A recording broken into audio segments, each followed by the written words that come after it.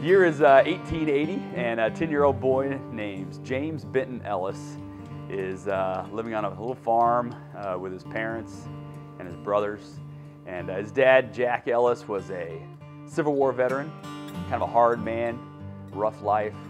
One day an old man came to the door, an old Methodist preacher, and was trying to sell Bibles to him. And got very upset with the old preacher and kicked him off his porch. And as he was walking back to his wagon, this 10-year-old boy named James walked up to him and said, "What is this book that makes my dad so mad?" "It's the Holy Bible, son, the Word of God," he said. "Would you like to have one?" "Yes, sir," the little boy said.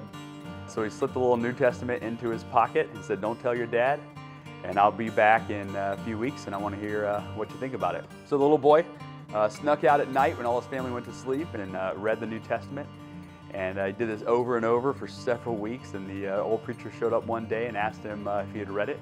"Yes, sir," he replied, 7 times. Beginning that day with little James, 17 preachers have descended from old Jack Ellis.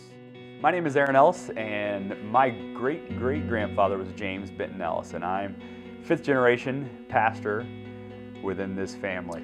When my grandfather felt the call in his life to move into ministry, the first person he talked to besides his wife was his grandfather, which is my great-great-grandfather, James Benton Ellis. And I remember telling a story about the advice that he got from his grandfather.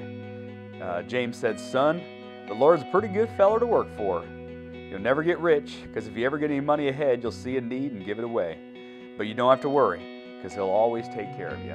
This spiritual legacy is all a result of the courage and faith and persistence of an old, discouraged Methodist Bible salesman who had a conversation with a little 10-year-old boy on a front gate.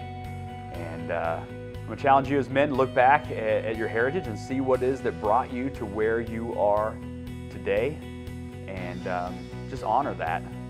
It's amazing when you really start digging in and looking at the prayers and the time and the effort and energy that generation and generations before you have poured into your life. And if you don't have that spiritual heritage or that spiritual legacy, what a great opportunity that you have as a man to step up and lead your family and lead your kids in a way to begin and start a new legacy that honors Christ with your family and many, many generations to come.